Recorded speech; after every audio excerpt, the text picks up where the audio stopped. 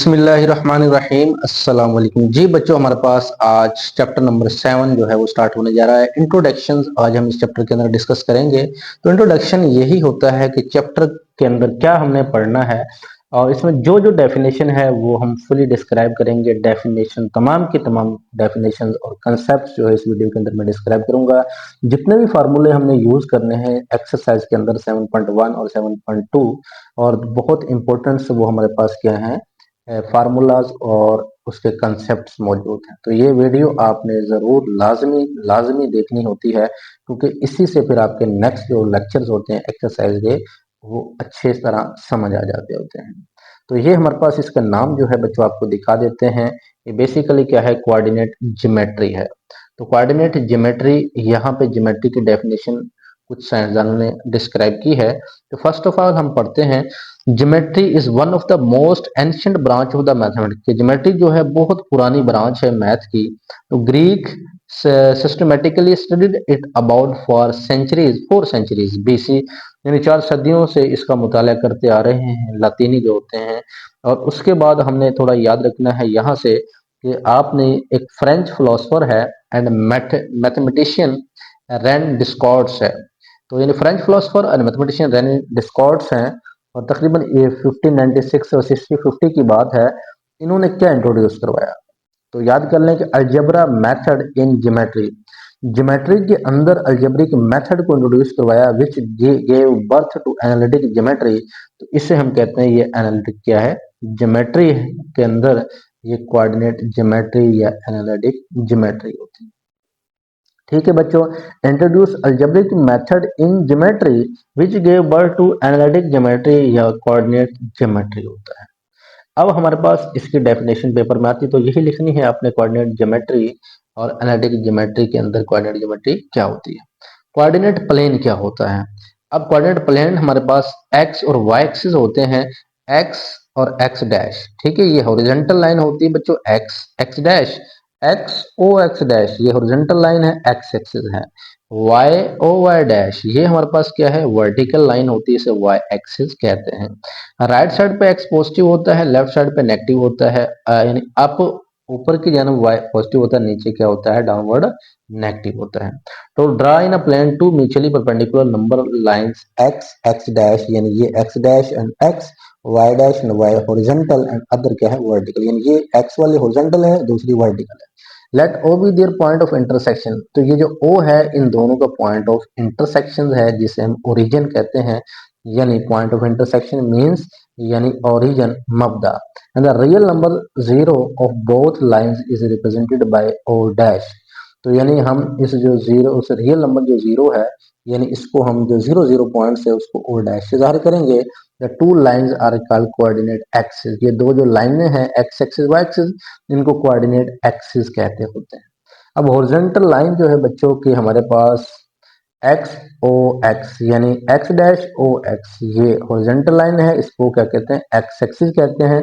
Vertical line Y dash और Y, ये है हमारे पास वाई एक्सिस होगा। तो कोऑर्डिनेट प्लेन अगर पेपर में आता है तो ये प्लेन बनाइएगा और इसमें x axis y axis horizontal और वर्टिकल क्या होते हैं ये आपने डिस्क्राइब करना है। साथ ओरिजिन क्या होता है, मबदा क्या होता है। ये नेक्स्ट हमारे पास कुछ इंपॉर्टेंट इंफॉर्मेशन है बच्चों, वेरी वेरी इंपॉर्टेंट इंफॉर्मेशन है कि कार्टेशियन कोऑर्डिनेट सिस्टम और rectangular coordinate system was invented by French mathematician Rene Descartes. तो ये कार्टेशियन कोऑर्डिनेट सिस्टम और रेक्टेंगुलर जो कोऑर्डिनेट सिस्टम है ये किसने इन्वेंट किए हैं, एक फ्रेंच मैथमेटिशियन रेने डिस्कॉर्ड्स है।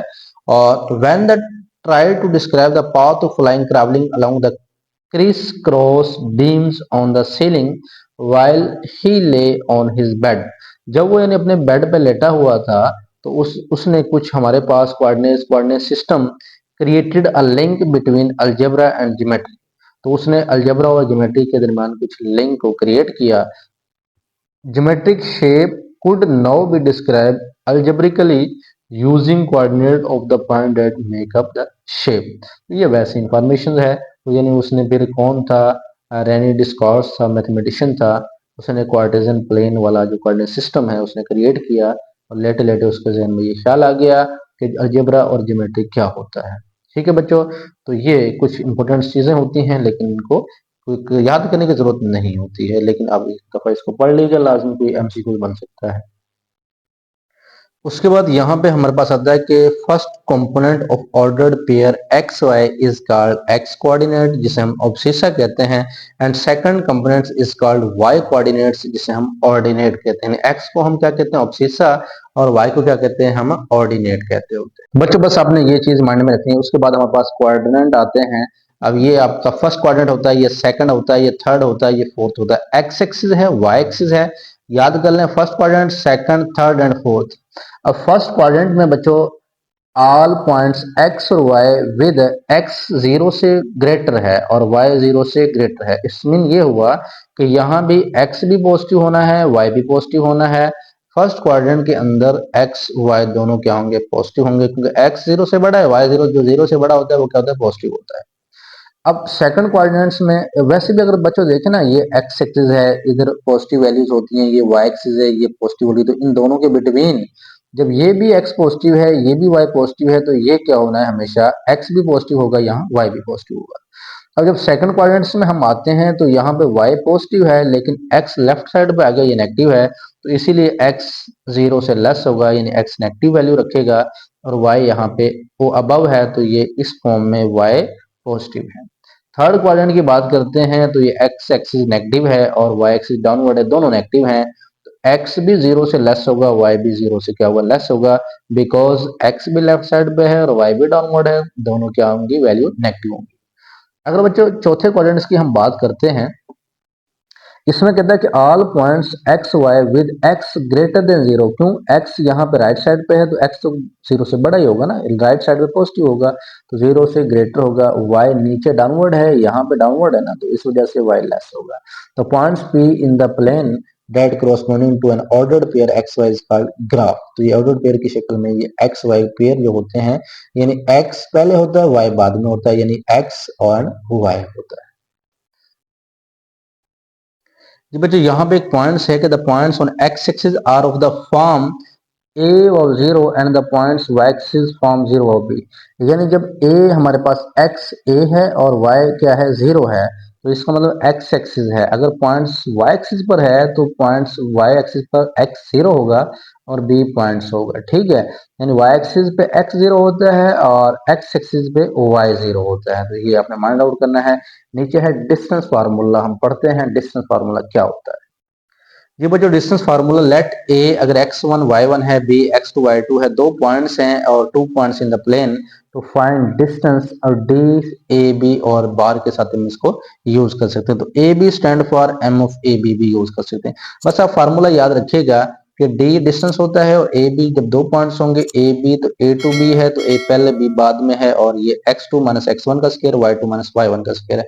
अब वो कैसे देखें, ये हमारे पास दूसरा पॉइंट है x2 है और ये पहला पॉइंट है x1 है। ये इसी तरह अगर ये हमारे पास पॉइंट्स a है और ये क्या है, b है, अब यानी आप यहां से यहां तक आपने सफर किया है, तो ये x1 y1 है, ये x2 y2 है। जब हम फासला निकालते हैं तो यानी सेकंड वैल्यू में से पहली वैल्यू को माइनस करते हैं। जैसे यहाँ पे 0 किलोमीटर है तो आपने यहाँ 10 किलोमीटर फासला तय किया, तो 10 माइनस क्या होगा, 0, तो टोटल क्या जगह 10 हो जाएगा। इस तरह अगर 1 किलोमीटर से आप 10 पे जा रहे हैं, 10 माइनस 1 कितना हो जाएगा, 9 किलोमीटर।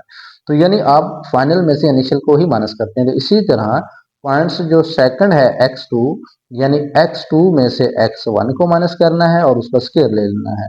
फिर y2 में से y1 करना है और स्क्वायर ले लेना है, बिकॉज ये x2 minus x1, y2 minus y1, ठीक है। फार्मूला याद रखना है और स्क्वायर रूट इसका होता है। तो याद रखना है distance is always taken to be non negative. तो ये हमेशा जो डिस्टेंस होगा इसका जब जब भी इसका जवाब आएगा हमेशा पॉजिटिव ही आएगा, नेगेटिव कभी भी नहीं आएगा, ठीक है बच्चों। मजीद इसके क्वेश्चन हम करेंगे, मैं आपको सिर्फ थ्योरी की चीजें याद करनी है वही आपको बताता जा रहा हूँ। यहाँ पे जी मिड पॉइंट का फार्मूला है 7.1.2। Mid point formula used in geometry to find the central point between two given points in a coordinate plane. जब भी हमारे पास जैसे कोऑर्डिनेट प्लेन है, ये ए पॉइंट है, ये बी पॉइंट है, तो इन दोनों का मिड पॉइंट, यानी ये हम मिड जो होगा वो कैसे फाइंड आउट करते हैं, तो वही उसने बताया है। Mid point formula is use in geometry to find the central point between two given point. Two given points के बिटवीन सेंटर को फाइंड आउट करने के लिए हम यूज करते हैं। अब इसका जो फार्मूला आपने बच्चे याद रखना है वो यही फार्मूला याद रखना है। तो ये मैं जो आपको बता रहा हूँ कि ये हमारे पास एम ऑफ एक्स वाई यानी coordinate mid point M of x y, x y है तो पहले x1 प्लस x2 जाए, दो पॉइंट्स हैं उनका x1 plus x2, x coordinates को प्लस करके 2 पे डिवाइड करना है, कॉमा डालना है, y1 plus y2 y coordinate से उसको 2 पे डिवाइड करना है और ब्रैकेट डालनी है। सिमिलर इसी तरह हम इसको फाउंड आउट करेंगे। ठीक है बच्चों, तो ये y की वैल्यू है, ये x की वैल्यू है। अगर इसी तरह हमें क्वेश्चन दे दिया जाए a और b, तो इसमें x है और ये x है, यानी x1 प्लस x2 है और 2 प्लस 8 हो जाएगा, और y1 प्लस y2 है तो हमारे पास 3 प्लस 7 ओवर 2, तो सिंपल इसका आंसर आ जाता होता है। जी बच्चों 7.1 के फौरन बाद 7.2 इक्वेशन ऑफ स्ट्रेट लाइंस, यहाँ पे इंक्लिनेशंस ऑफ अ लाइन एक तारीफ है कि एंगल अगर अल्फा वो 0 से बड़ा हो, 0 डिग्री से 180 के बिटवीन हो, यानी 0 और 180 के बिटवीन अल्फा हो, मेजर काउंटर क्लॉकवाइज यानी घड़ी के उलट एंटी क्लॉकवाइज, जिसे हम कहते हैं counter clockwise, from positive x axis to non horizontal straight line L, यानी पॉजिटिव एक्स एक्सिस से नॉन हॉरिजॉन्टल जो हॉरिजॉन्टल ना हो, L is called inclination of L. अब बच्चों यहाँ पे 0 है और यहाँ पे एक्स एक्सिस है, ये क्या है वाई एक्सिस है, यहाँ से यहाँ मूवमेंट अल्फा हुई है और ये एक लाइन हमारे पास क्या है एल है, तो ये क्या है एक स्ट्रेट लाइन है। और उसके बाद हमारे पास अगर इसकी बात करते हैं, यहाँ पे अल्फा हमने मूवमेंट की ना स्ट्रेट लाइन, इसको मूवमेंट ऐसे मूवमेंट करता रहेगा, यानी ऐसे मूवमेंट होती रहेगी काउंटर क्लॉकवाइज। अब जब कहता है कि अगर अल्फा हमारा 0 हो जाए, अगर हम 0 की बात कर दें, अल्फा 0 हो जाए, तो इट्स मीन ये हुआ कि हमारे पास ये लाइन यहाँ पे जो है एक्स एक्सिस के बिल्कुल पैरेलल बनेगी, अल्फा यहाँ पे क्या होगा 0 होगा, यानी एल जो लाइन है वो पैरेलल टू एक्स एक्सिस, जिसे हम मतवाजी कहते हैं उर्दू मीडियम में। और बच्चों अगर हमारे पास अल्फा 90 डिग्री हो तो 90 डिग्री ऐसे बनता है, अल्फा हमारे पास एक्स एक्सिस पे होता है और यानी एल हमारे पास ये जो है अल्फा 90 डिग्री यानी वाई एक्सिस, यानी होता है एक्स एक्सिस की लाइन के ऊपर है, लेकिन वाई एक्सिस की क्या होता है पैरेलल होता है, यानी अल्फा इंक्लिनेशन के अंदर अगर 90 पुट करते हैं तो हमारे पास यानी इसके पैरेलल होगा किसके वाई एक्सिस के, और अगर 0 होता है तो वो एक्स एक्सिस के पैरेलल होता है। ये चीज याद रखनी है जी आपने बच्चों।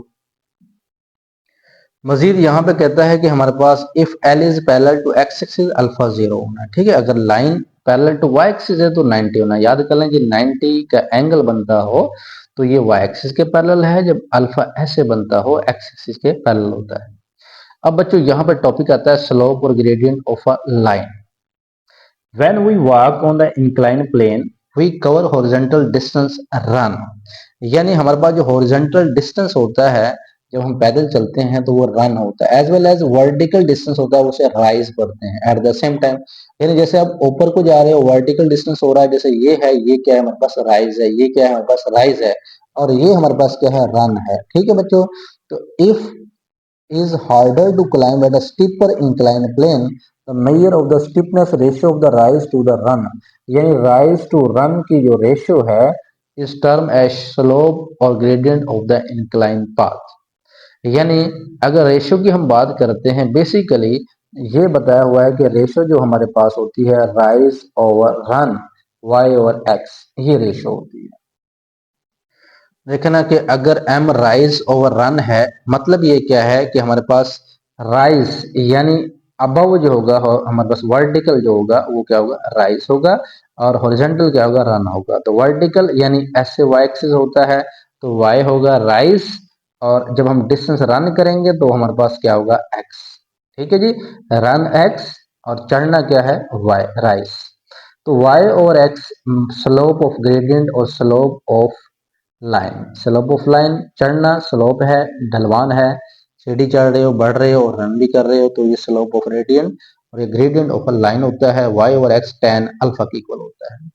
इन एनालिटिकल ज्योमेट्री के अंदर स्लोप और gradient M of a non vertical straight line with its inclination. अब यहाँ पे कहता है अगर एनालिटिकल ज्योमेट्री की अगर हम बात करते हैं तो स्लोप ऑफ ग्रेडियंट एम जो होता है वो किसके इक्वल होता है tan अल्फा के इक्वल होता है। तो अगर डेफिनेशन पूछी जाए कि स्लोप या ग्रेडियंट ऑफ अ लाइन किसे कहते हैं, तो आप यहाँ measure of steepness ratio rise to the run, इस टर्म है स्लोप या gradient of the inclination path denoted by M something ये। और अगर एनालिटिक ज्योमेट्री की बात करें तो फिर आप ये बता दीजिए।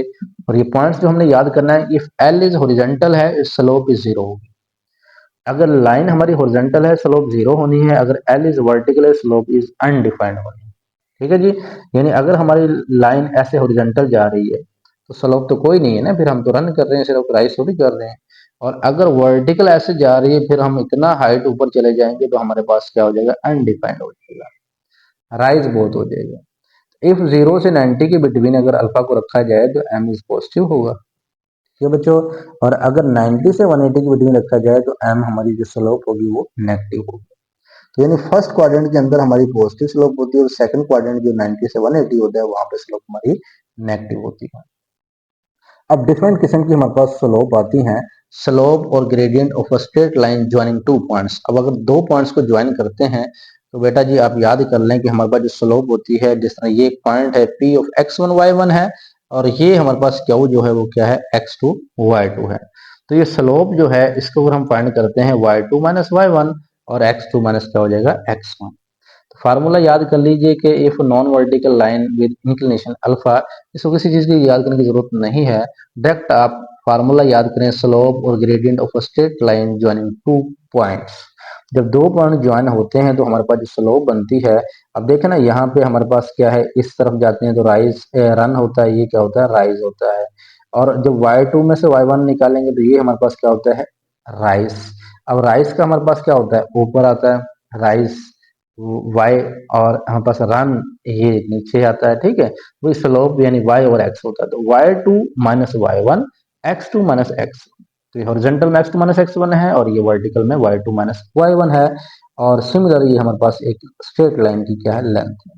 फार्मूला याद रखें कि हमारे पास अगर स्लोप हमने दो पॉइंट्स की निकालनी हो तो y2 minus y1 x2 minus x1 tan alpha, अगर 1 हो तो y ओवर सिंपल x आ जाता है। इंपॉर्टेंट नोट्स है कि why are slope importants. Slopes क्यों इंपॉर्टेंस होती है, the concept of the slope is widely use in engineering. तो engineering, architecture and even sports like skiing और where understanding the stiffness of the hill ramp is essential. ये तमाम के तमाम जो चीजें वो जरूरी हैं, तो स्लोप की हमें जरूरत पड़ रही है। इंजीनियरिंग वाले जब इंजीनियर बनते हैं तो वहां पे और तमीरात वगैरह की जाती है, वहां भी हमें इनकी यूजेस होते हैं। और जब भी किसी पहाड़ी पर चढ़ना होता है तब भी हमें स्लोप ऑफ ग्रेडियंट की जरूरत पड़ती है। उसके बाद बच्चों यहाँ पे केस दो बने हुए हैं कि व्हेन जीरो, अगर जीरो से पाई ओवर टू यानी फर्स्ट क्वाड्रेंट हो तो हमारे पास, तो फिर हमारे पास सिंपल ये होता है कि हमारे पास पाई जो होता है वो x1 y1 है, ये अल्फा मौजूद है, और x2 y2 है। तो यानी y2 minus y1 x2 minus x1 जो सिंपल हमने पढ़ा है वही हमारे पास स्लोप बनेगी।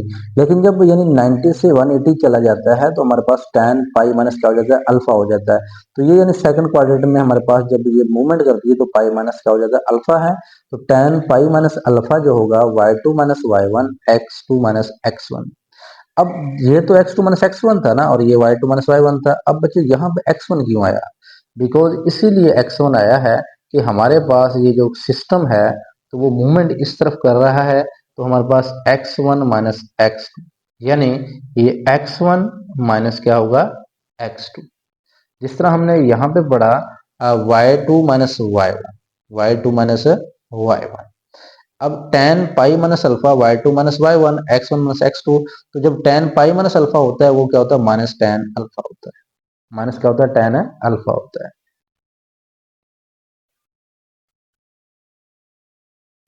जी बच्चों, अब देखें ये जो नेगेटिव वैल्यूज है इसको अगर हम कैंसिल करना चाहें तो यहाँ से कॉमन ले सकते हैं और कॉमन लेकर इसको पॉजिटिव कर सकते हैं। तो y2 माइनस y1 और ये x1 माइनस x2 को हमने अगेन x2 माइनस x1 कर दिया, क्योंकि यहाँ से हमने क्या किया, माइनस जो है वो कॉमन लिया।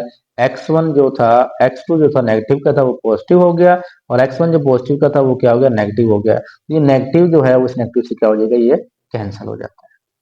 तो इसका मतलब हमें ये रिजल्ट ये साबित होता है कि जब स्लोप होती है वो y2 minus y1 x minus x1 भी होती है, और स्लोप y1 माइनस y2 और x1 माइनस x2, यानी अगर पहले 1 है तो x भी 1 ही, y1 है तो x1 है, y2 है तो x2 है। इस तरह y2 पहले है तो x2 है, y1 है तो x1 है।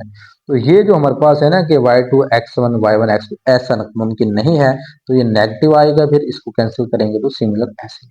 तो आपने इनको याद रखना है दोनों लास्ट से, अगर यानी 0 से 90 हो या 90 से 180, दोनों लास्ट से ये याद करना है। अब थ्योरम बहुत इंपॉर्टेंट है कि दो लाइनें अगर L1 L2 with slope M1 और M2 रिस्पेक्टिवली हो तो अगर स्लोप m1 स्लोप m2 के इक्वल होती है तो वो आपस में पैरेलल होगी, और अगर स्लोप m1 और m2 के उल्ट होगी, या कह लो m1 m2 के से मल्टीप्लाई कर दियो तो -1 ही आएगा ना। तो स्लोप m1 और स्लोप m2 आपस में ऑपोजिट हो, उल्ट हो, और यानी प्लस माइनस का भी साइन हो, या दोनों को जब हम मल्टीप्लाई करते हैं दोनों का प्रोडक्ट जो है -1 के इक्वल आए, तो ये आपस में स्लोप क्या होंगी, वो जो लाइनें होंगी L1 L2 वो क्या होंगी, आपस में परपेंडिकुलर तब होती हैं जब दोनों का प्रोडक्ट -1, पैरेलल तब होती है जब दोनों इक्वल हो। फार्मूले में क्वेश्चन में हम यूज करेंगे बच्चों। अब यहाँ पे कहता है कि ये पैरेलल स्टैंड फॉल, ये पैरेलल है और ये नॉट पैरेलल है, ये परपेंडिकुलर है। इसी तरह हमारे पास यहाँ पे एक नोट आता है कि इफ अल्फा 0 से अगर बड़ा है then the line L is above the axis, यानी अगर अल्फा हम बात करते हैं कि अल्फा अगर 0 से बड़ा है तो लाइन अबव एक्सिस, ये एक्स एक्सिस से क्या होगी, अबव होगी। अगर अल्फा 0 से लेस है तो लाइन इस एक्स एक्सिस से क्या होगी, बिलो होगी। याद कर लीजिए, जब अल्फा हमारे पास 0 से बड़ा है तो लाइन अबव है, जब 0 से छोटा है तो बिलो है। अगर 0 के इक्वल है तो लाइन बिकम एक्स एक्सिस, तो ये लाइन बिकम एक्स एक्सिस में तब बनेगी जब ए हमारे पास क्या होगा, 0 होगा। Equation of x axis y equal to 0, पता चलता है कि एक्स एक्सिस पे हमारा वाई क्या होता है, 0 होता है। बाकी हम यहाँ पे अगर b की बात करते हैं तो b अगर ग्रेटर देन 0 होता है तो वो हमारे पास y एक्सिस जो होता है वो इधर यानी राइट साइड पे बनता है, और अगर हमारे पास b लेस देन 0 होता है तो वो हमारे पास क्या बनता है, लेफ्ट साइड पे बनता है। ठीक है बेटा जी, एक्स एक्सिस में क्या था, अबव था, तो यानी अगर l is above x axis है तो पॉजिटिव था ये, और यहाँ पे अगर बिलो था तो वो नेगेटिव था। यहाँ पे अगर राइट साइड पे है तो पॉजिटिव है, अगर लेफ्ट साइड पे है तो वो नेगेटिव है, और अगर वो लाइन के ऊपर है तो ये एक्स एक्सिस पे है, तो इसको हम बी पॉइंट इस हिसाब से जाहिर करेंगे। यहाँ पे कहता है standard form of equation of a straight line, standard form of equation of straight lines मौजूद है। If a line intercept X axis तो ए वाउ 0 है, A is called X intercept of the line, यानी ए है तो ये X intercept of the line है। If a line intersects Y axis, अगर लाइन वाई एक्सिस पर इंटरसेप्ट करती है तो इसका मतलब बी है, तो एक्स वहां पे 0 तो B is called y intercept of the line.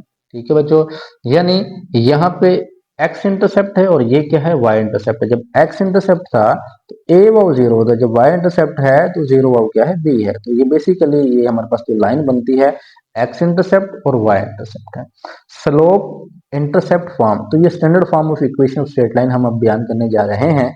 तो सबसे पहले हमारे पास slope of intercept form of equation of क्या है जी, स्ट्रेट लाइन मौजूद है। ठीक है बच्चों, ये हमारे पास क्या है कि अगर हमारे पास equation of non vertical straight line slope m रखती है तो y equal M x plus C हो जाएगा। y इक्वल क्या है, फार्मूला याद कर लें, एम एक्स प्लस क्या है, सी है। अब बेसिकली अगर ये x एक्सिस है, ये y एक्सिस है, ये हमारे पास क्या है, पॉइंट्स है। अब बच्चों यहाँ पे जो हमारा पॉइंट्स है, जहां पे ये लाइन जो है ये y एक्सिस पर मिल रही है, कट कर रही है, तो ये इसका मतलब क्या है, ये पॉइंट ऑफ इन्फ्लेक्शन है, ये सी है हमारे पास। तो यानी ये y एक्सिस पे कट कर रही है तो ये y का c और x यहाँ पे क्या है, 0 है। तो 0 और c यानी c पॉइंट्स, ये c किसको जाहिर कर रहा है, हमारे पास y एक्सिस पर कट कर रहा है लाइन को। अब बच्चों यहाँ पे जो हमारे पास y है ये y एक्सिस पे कट कर रहा है, इसलिए y है।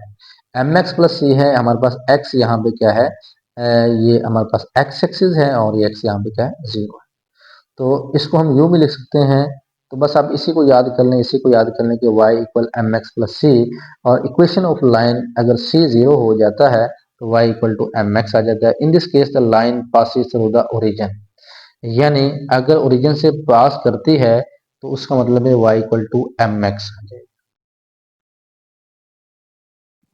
Point slope form equation for straight line, अब ये पॉइंट स्लोप फॉर्म है वो हमने बड़ी slope intercept, point slope form के अंदर हमारे पास दो पॉइंट्स हैं और ये लाइन यानी स्लोप एल के ऊपर ही मौजूद है। पी पॉइंट से क्यू पॉइंट्स है, एक्स वाई है और एक्स वन वाई वन है।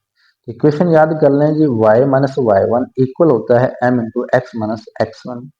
ठीक है, जैसे हमने पीछे इक्वेशन पढ़ी है ना, y equal to M x plus C, basically y minus Y one है, जैसे y माइनस वाई वन है, वहां y1 ओरिजिन था, जीरो जीरो था, ठीक है, वो जीरो था, और x1 भी जीरो था, इसीलिए mx प्लस सी जो कट कर रहा था इस पॉइंट्स पर, वो सी का। अब ना इसमें सी पॉइंट्स यहाँ पे कट कर रहा है, तो यहाँ पे सी मौजूद नहीं है, तो हमारे पास यहाँ पे दो पॉइंट्स हैं, तो ओरिजिन नहीं है, तो ओरिजिन हमारे पास जो y माइनस वाई वन होता था, तो यहाँ पे y1 है, y minus Y one M into x minus x1, यानी x पॉइंट्स ये वाला है और x1 पॉइंट्स ये वाला है। तो इसको याद रखिएगा बच्चों, इसी बस चीज को याद रखना है।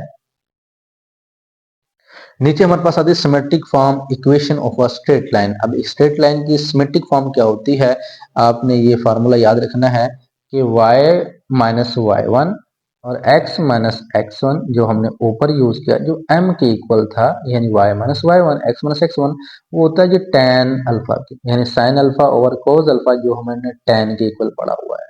वैसे भी पीछे tan अल्फा क्या है, y minus Y one x minus x one, और tan अल्फा किसके इक्वल है, m के इक्वल। तो बच्चों हमारे पास ये हमने याद रखना है कि y minus Y one into x minus x one sine alpha और कोस अल्फा या tan अल्फा, तो ये सिमेट्रिक फॉर्म होती है।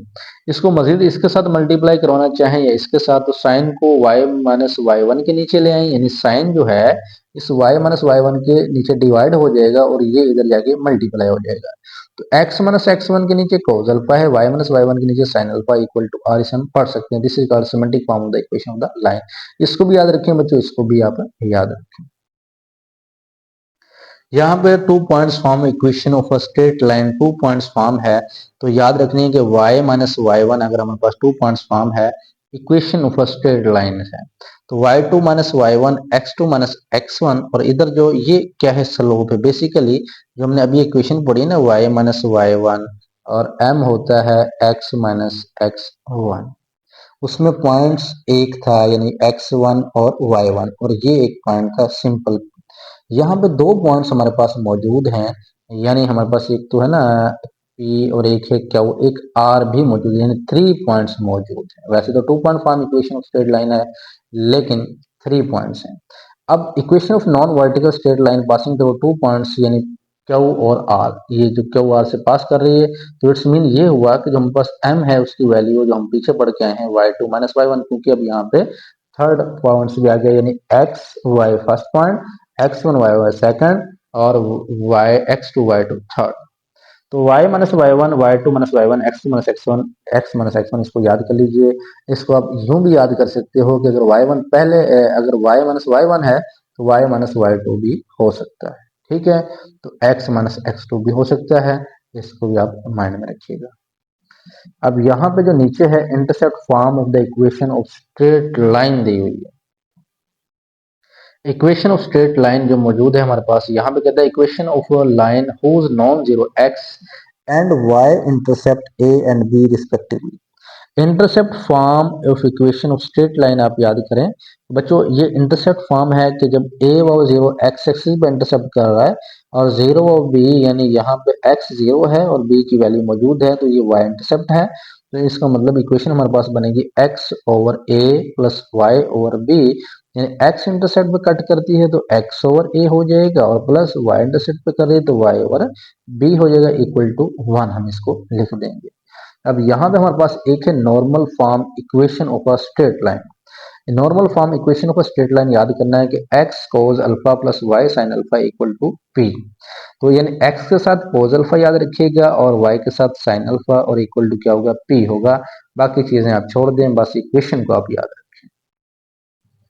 उसके बाद हमारे पास 7.2.5 है। यहाँ पे linear equation in two variable representing the straight line. Two variables अगर हमारे पास मौजूद हों, तो लीनियर इक्वेशन जो है ax plus B y plus C equal to zero, two variable क्या है, x और y है। जब टू वेरिएबल की हमारे पास स्ट्रेट लाइन लीनियर इक्वेशन बनानी है, तो आप याद कर लें ax plus B y plus C equal to zero, where A B C are constant है, A B are not simultaneously zero, तो ए बी जो है वो जीरो नहीं होंगे। इक्वेशन रिप्रेजेंट करती है straight line and called general equation of straight line, general equation of a straight line. बाकी बच्चों इसके क्वेश्चन आएंगे हमारे पास। Transform the general linear equation of standard form. जब जनरल लीनियर इक्वेशन को स्टैंडर्ड फॉर्म में हम कन्वर्ट करेंगे तो उसको कैसे कन्वर्ट करेंगे, तो जब हमारे पास स्टैंडर्ड फॉर्म में स्लोप इंटरसेप्ट फॉर्म आना है तो ये एक ऐसी इक्वेशन होगा, ऐसा क्वेश्चन दिया जाएगा तो उसको हमने क्या करना है, उसमें हमने y की वैल्यू फाइंड आउट करनी है। तो आपने क्या करना है कि बी वाई और ए एक्स और सी जो है इन दोनों को उठाकर दूसरी साइड पे ले जाना, दोनों उधर या क्या हो गए माइनस हो जाएंगे। बेसिकली आपने यहाँ से ना y की वैल्यू निकालनी, जब स्लोप इंटरसेप्ट फॉर्म निकालनी हो याद कर लीजिए, तो इसकी स्टैंडर्ड फॉर्म बनाने के लिए y यहाँ से वैल्यू निकालनी होती है क्योंकि एम एक्स प्लस सी वाली इक्वेशन है। तो हमने पढ़ी हुई है ना y equal to M x plus क्या होता है वो c होता है। तो इस फॉर्म में हम इसको लेके जाएंगे तो y, तो उसके बाद ये b और y है, b इधर जाके क्या हो जाएगा, इसके साथ भी डिवाइड हो जाएगा, इसके साथ भी डिवाइड। तो basically y m x plus C है, तो हमारे x के साथ ये हमारे पास क्या है m है, और ये जो हमारे पास क्या है ये वाला क्या है ये c। तो m और c की वैल्यू निकाल सकते हो। ये इस तरह हमें क्वेश्चन करने हैं। पॉइंट स्लोप फॉर्म अगर दिए जाए तो ये हमारे पास लीनियर इक्वेशन होगी। तो हमारे पास इसके जो पॉइंट्स हम निकालेंगे तो माइनस ए बटा बी और हमारे पास माइनस सी बटा ए, यानी equation of line become y minus zero, क्योंकि पॉइंट स्लोप फॉर्म में यहाँ पे हमारे पास y1 और x1 क्या होते हैं, y1 यहाँ पे क्या होगा जीरो, क्योंकि y1 जीरो है और x1 क्या है हमारे पास c ओवर a, यानी minus C over A. Equation तो वो थी ना y minus Y one M और x माइनस एक्स वन। तो m स्लोप कैसे निकालते हैं, यानी a बटा b माइनस ए बटा b, या इस शक्ल में आप इसको, यानी यहाँ से जो m निकाला है वो m है, वो m की जगह पे पीछे जो इक्वेशन हमने पढ़ी ना उसी में यूज हो रही है। बाकी हमारे पास सिमेट्रिक फॉर्म के अंदर याद कर लें कि sine alpha A over A square plus B square होगा और कॉज अल्फा भी बी ओवर, यानी साइन का A over A square plus B square, cos का होगा B over A square plus B square होगा।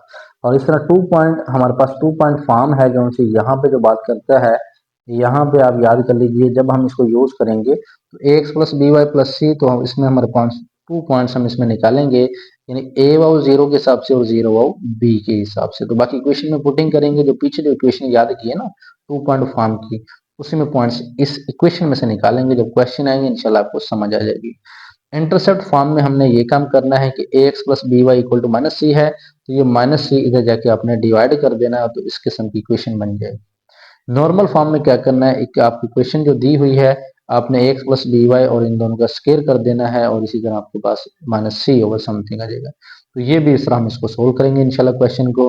तो जैसे ये क्वेश्चन सोल्व किया हुआ ना सिमिलर, फिर जब क्वेश्चन आएंगे ना इंशाल्लाह तब आपको सोल्व करवाएंगे। तो अभी देख लीजिएगा ये इंट्रोडक्शन के अंदर आप। तो बच्चों इसके बाद हमारी 7.2 एक्सरसाइज जो है वो आ जाती है। तो इसके बाद 7.2 के बाद कुछ एप्लीकेशन है कोऑर्डिनेट ज्योमेट्री की यूजिंग डिस्टेंस फार्मूला। यहाँ पे एक आता है लैटिट्यूड, मेजर और लॉन्गिट्यूड क्या होते हैं। और उससे पहले हमारे पास यहाँ पे कहता है कि measure how far a location is from the equator, it range from 0 degree at the equator to 90 north at the north pole और 90 south at the south pole. यानी लैटिट्यूड क्या होता है, उसकी रेंज जो होती है वो जीरो, यानी range from 0 degree at the equator जो होता है, जो हमारे पास इक्वेट करता है, ये इक्वेटर है यहाँ से यहाँ तक, यहाँ से ये सारे क्या है फोर्थ इक्वेटर्स हैं। यानी इक्वेटर टू 90, यानी इक्वेटर टू के 90 north at the north pole, या फिर 90 क्या हो जाएगा साउथ पोल। यानी नॉर्थ और साउथ पोल जो होंगे हमारे पास, ये नॉर्थ पोल है बच्चों, ये क्या है साउथ पोल है, नॉर्थ और साउथ पोल। ये जो इक्वेटर बनता है 0 डिग्री से, ये हमारा लैटिट्यूड होता है। लॉन्गिट्यूड में major how far a location is from prime meridian which run through green which London. अब यहाँ पे जो लॉन्गिट्यूड की बात करता है ये हमारे पास बच्चे बताता है कि which run through the Greenwich London, it range from 0 degree at prime meridian to 180 east और वेस्ट।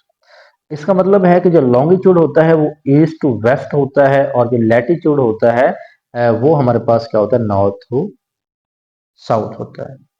तो बस इतना याद कर लें कि लैटिट्यूड में आपका north north to south, longitude में ईस्ट और वेस्ट, ये आपके लॉन्गिट्यूडनल होते हैं, और दोनों को आपने माइंड में रखना है। इससे ऊपर अगर आप देखते हैं डू यू नो, यहाँ बच्चों लिखा do you know aviation, aviation is the operation and flight of the aircrafts. ऐसा ऑपरेशन है ये flight of aircrafts including airplanes, helicopters and drones.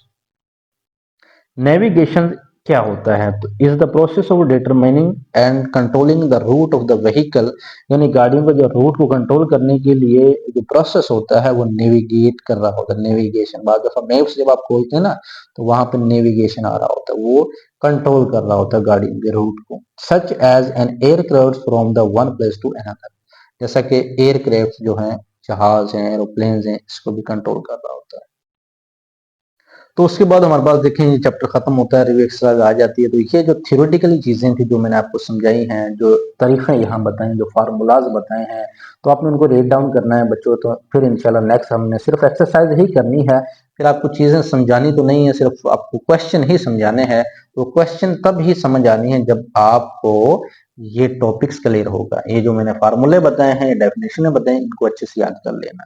Okay बच्चों, नेक्स्ट मिलते हैं इंशाल्लाह, हमें दुआ में याद रखिएगा। अल्लाह हाफिज।